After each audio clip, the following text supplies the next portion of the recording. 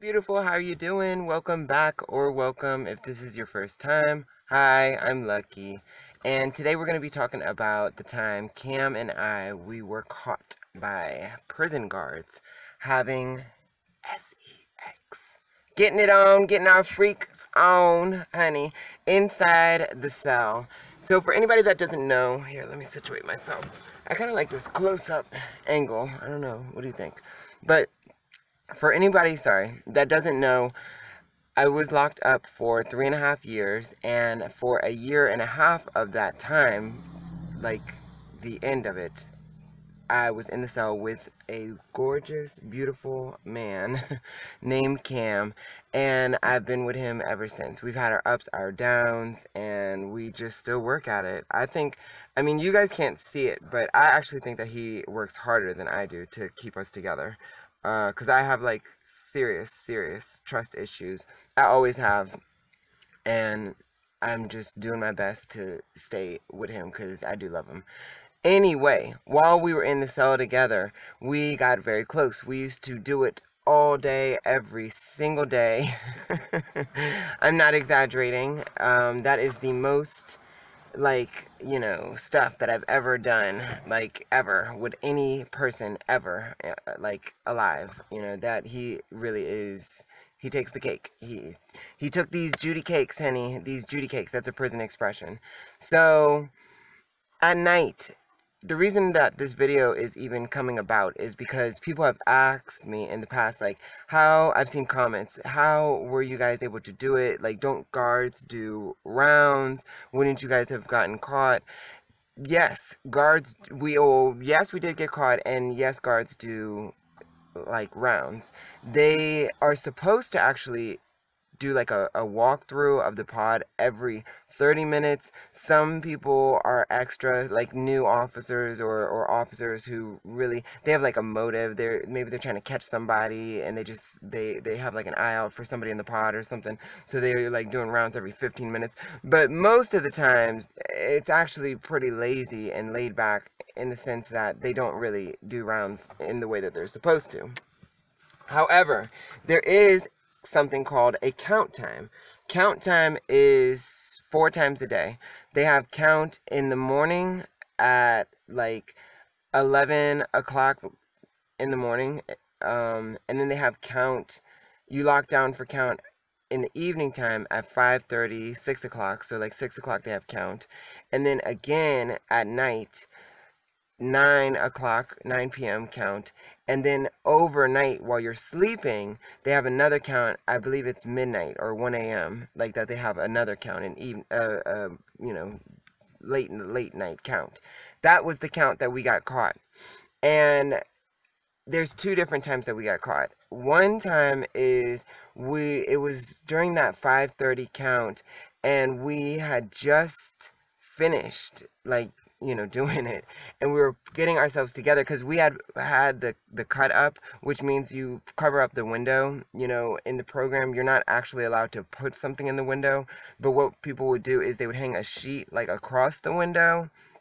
So that we had that up, but then we knew that the officers were coming, and we took the sheet down.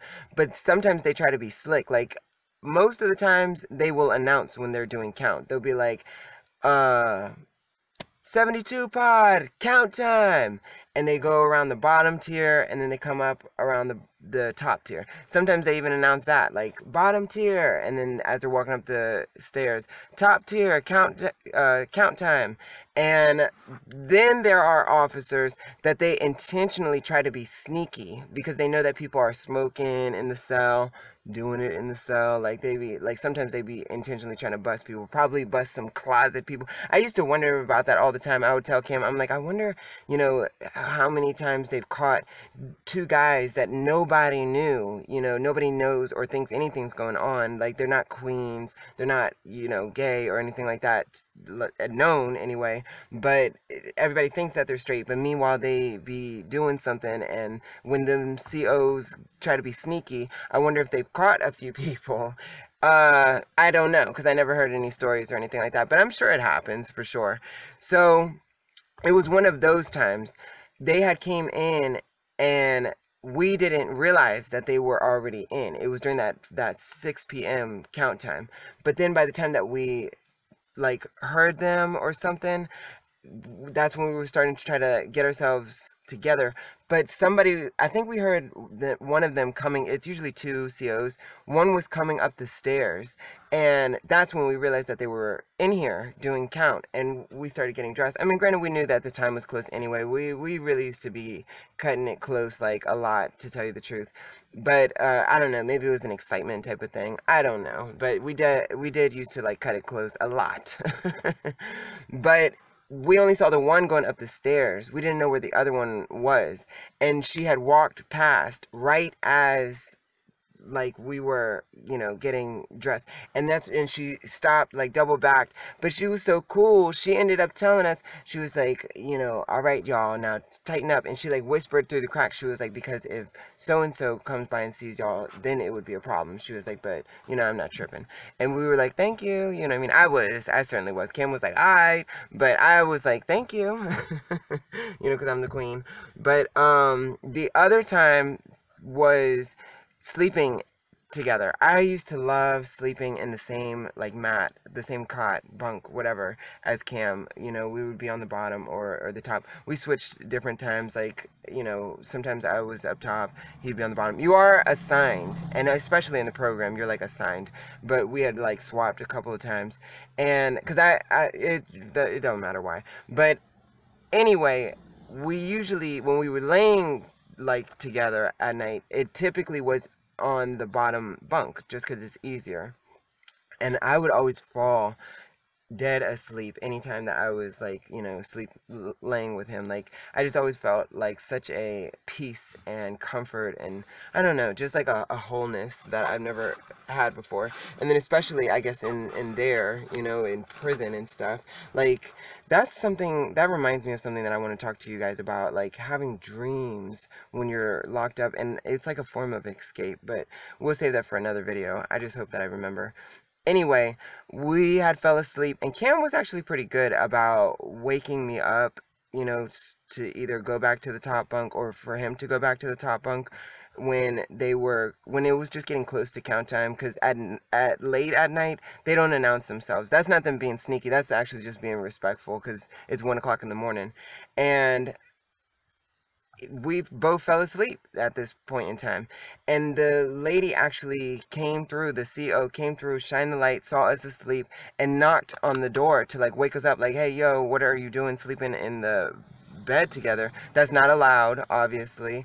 And we thought we was busted. The next day, sure enough, that CO had reported it to the counselors and the unit manager. And the unit manager didn't actually know what to do, because she just sort of followed the counselors. She just let the counselors like monitor the pod, whatever pod those counselors were in. She just sort of, if a counselor felt like somebody was a problem, then she would get them out. If a counselor really wasn't, was like defending somebody or trying to give somebody like leeway, or you know what I'm saying, like just like some consideration, or to and hope that their behavior will get better or something, because it was a program. It was like a actual, like it was called a therapeutic program, but like a recovery program, so to speak. And the counselors, to our surprise, actually like came to our defense and told the unit manager like we should just let it go. They're not problematic in the program. Certainly, I was definitely like liked, I think, by the administration to some degree, only because I was different from typical queens. Everyone assumed I would be doing the most, like majority of queens do. They thought that I'd be causing a lot of trouble, a lot of ruckus, but I didn't. I found one guy to be in the cell with.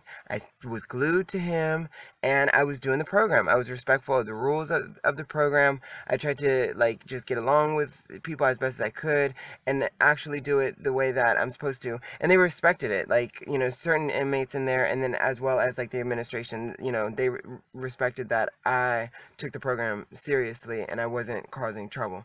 And Cam was actually doing really well in the program. He was one of like the advanced positions. The longer you're in the program, it was an 18-month program, the more you can, if you're trying to do that, you can either just go through the program like how I did, or because I just wanted to just graduate, honey. You know what I mean? I wasn't expecting no miracles. I'm a queen. It was a big enough deal that I was even in there and that I was actually completing it. Like, that was just good enough. But Cam, he actually was doing the positions, and he had advanced to, like, it's called a senior coordinator, where you're overseeing like the tables, the little work areas that are in the program. I should do a video one day, like just talking completely about the program.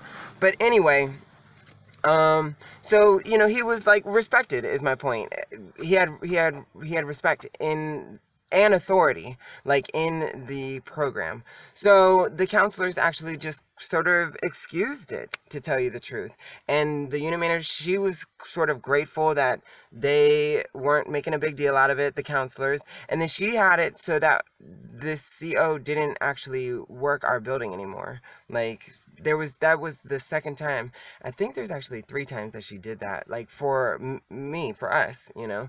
Like, there was one time that there was a CO trying to really target Cam, and it was because I had flirted with him sometime before meeting Cam, and he really was trying to get at Cam, and I had wrote like a, you know, not a grievance, but like a note or a request form to, she had it so that he never worked in the building ever again.